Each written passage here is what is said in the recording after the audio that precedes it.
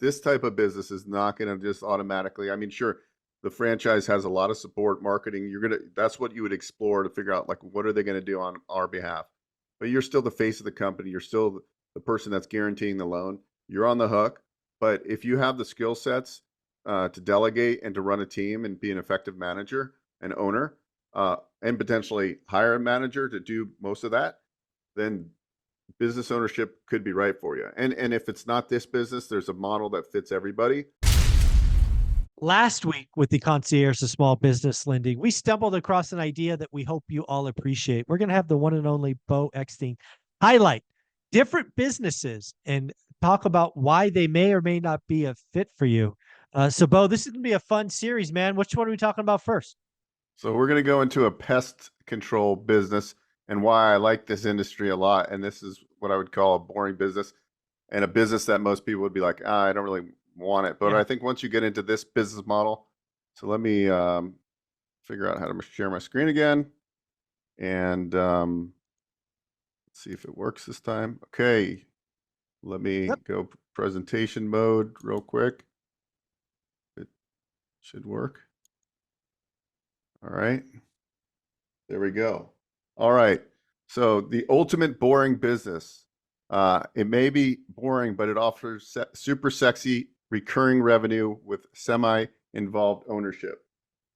All right. So semi-involved ownership. What does that really mean in this business model? It means you're going to hire the technicians and you're going to hire a general manager. You could also do this as an owner operator where you're acting as a general manager. But if you want to be less involved, that's what you would do is hire a general manager. So this pest control business, it's a franchise that we're talking about. Average investment is approximately $100,000. You can start this business without a brick and mortar location. Entrepreneurs top 500 list 2023, 1.5 million average gross sales for top 25% quartile. Obviously, you're going to look at the FDD when you would be looking at a franchise. Like And just this, so the audience knows, FDD is Franchisor Disclosure Doc. Is that right? you got it. Franchise disclosure document. And so, so some of the reasons I like this business, let's see if I put on slide 3. This is what they do. You know, they don't just do pests, they do rodent, wildlife, snakes, those kind of things. They also handle a lot of different sectors within the pest control, bed bugs. There's like 30 different sections they handle. So this business model, 80% of the residential pest control business is typically recurring revenue because you're gonna spray quarterly or monthly.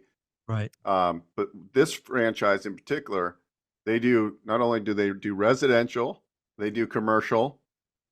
And the best part about this particular brand is they niched out and they get government contracts. So they're really good. At their corporate location, they have a person that all they do is scour for these government contracts. And so this could be like, taking care of rodent control at a public train facility or BART or something like that, right? Like, and so government contracts are very good. Those can also be recurring. So this business to me is ideal. You could be all in to start off the business at $100,000. That's franchise fee, working capital, first truck, first technician. Now, if you're hiring a manager from the start, you would beef that number up. But if it was an owner operator model, that would be $100,000 average investment. So going back here, you have 3 revenue streams: residential, commercial, and government. Recurring revenue, nearly 80% of residential clients are recurring, and no brick and mortar requirements. You can start this from home. Now, obviously, as you grow and you're getting more trucks and more technicians, you're probably going to want office space.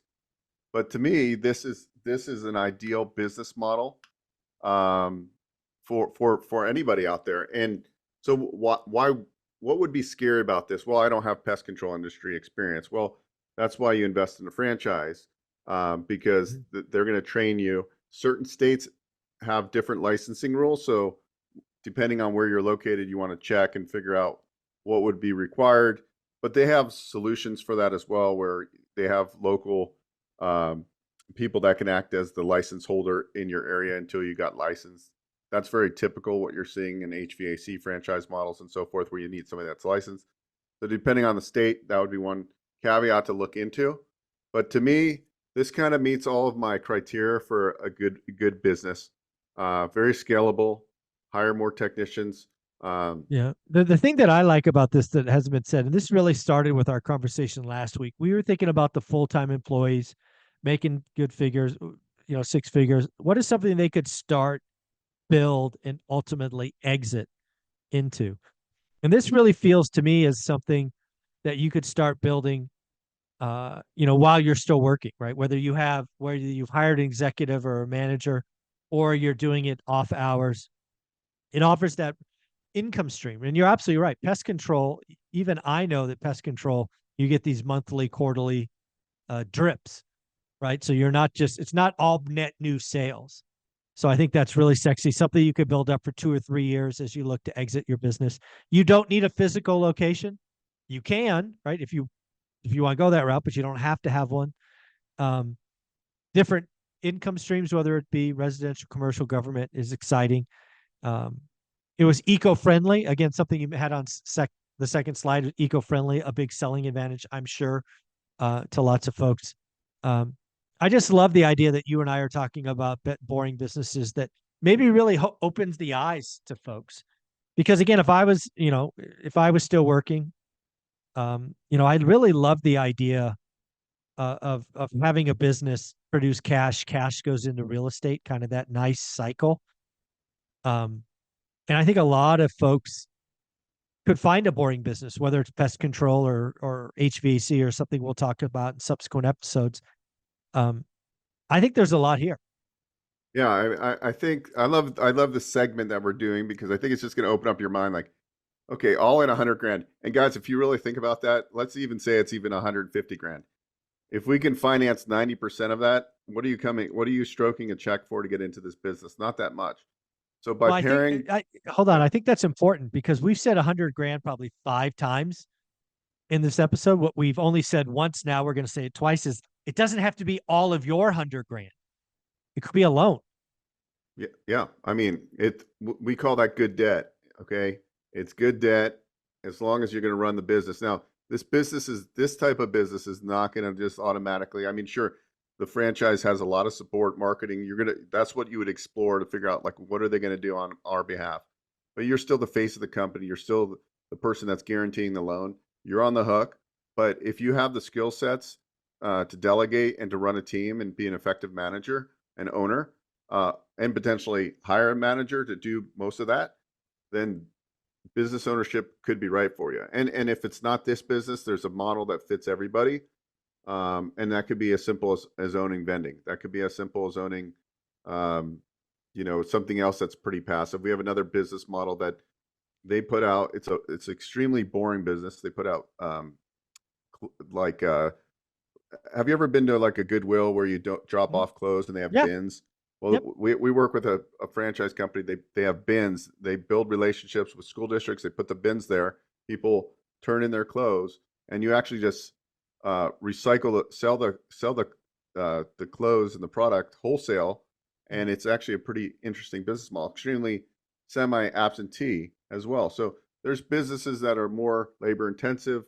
I think it's good to just kind of get a general feel. I Yeah. personally think like the home service category with recurring revenue is probably a good place to start looking because then you're not always on the hunt, right? Because you have a book of business and then Yeah. you can own more territory, you can buy more locations, you can utilize SBA on your expansion and potentially get 100% on buying into more territories.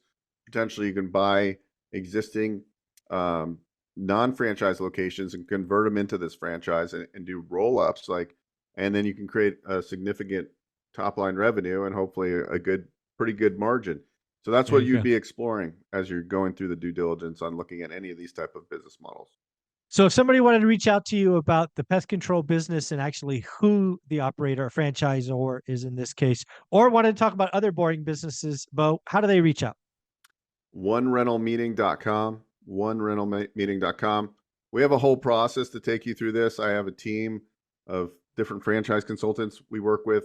So we really kind of help you navigate and We have you do a profile. We call it a business assessment. It's actually called the Zoracle.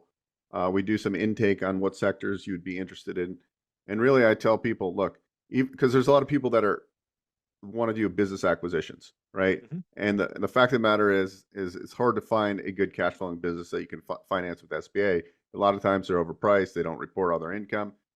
And that's why a franchise is a great investment opportunity for even an experienced operator, but also for somebody that needs the training wheels, because it's Yep. like it's going to help you be successful. Very, very cool. I look forward to which one we uncover next week. But again, onerentalmeeting.com. Yes, he created a URL just for our community. Bo, you're amazing. All right. Thank you, guys.